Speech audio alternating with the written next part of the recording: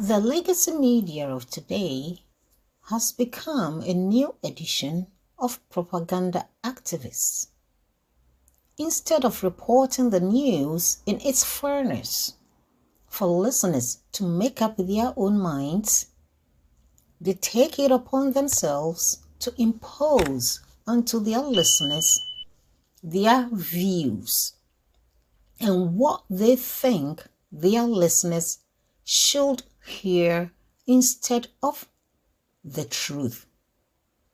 In Germany today, one would assume that 100% of the population are all warmongers who are ready to march to Russia to fight the Russian soldiers because of Ukraine, like the legacy media is portraying in its news reporting.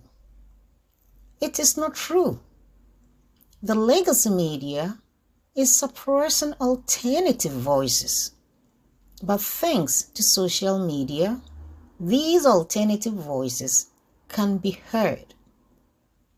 Take a listen to Sahra Wagenknecht, the leader of the BSW party in the German parliament, which was translated with the help of an AI into English. The legacy of the Traffic Light Coalition is a deep economic crisis and an insecure country in which many people are burdened by existential concerns and fears about the future. But instead of perhaps apologizing to the citizens, they just want to carry on. Olaf Scholz wants to remain Chancellor. Christian Lindner, who has not drawn up a solid budget during his term in office, wants to become finance minister again, and Robert Habeck, who is Minister of Economic Affairs and is primarily responsible for the poor economic situation, is happy to be called Chancellor. Normal people, who have to prove themselves in their jobs every day, can only shake their heads in disbelief. But what does the Union have to offer? Falling energy prices, sensible policies for the middle class, not least because of the Union. After all, we own the combustion engine, the CO2 taxes, and the dilapidated infrastructure. You, Mr. Merz, are already gone, but you, Mr. Merz, may know how to work from the bottom of a financial shark. You may know how to make a lot of money with a financial shark like BlackRock, but you are as apathetic in fair competition, in solid quality work, in responsibility, and in fair performance, as your former employer. Inequality is higher than ever, but you want to give tax breaks to the top 10,000.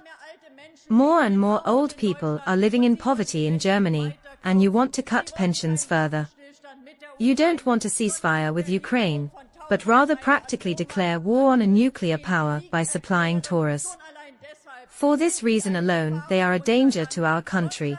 Germany does not need a new edition of a failed policy, and certainly not a war gambler in the Chancellery. Instead, we need cheap energy, investments in schools, rails and bridges, relief for average earners and innovative companies, and higher taxes for buybacks shares. We need justice instead of greed, security instead of loss of control, and we need peace in Germany for a good future for the citizens of this country. Thank you very much.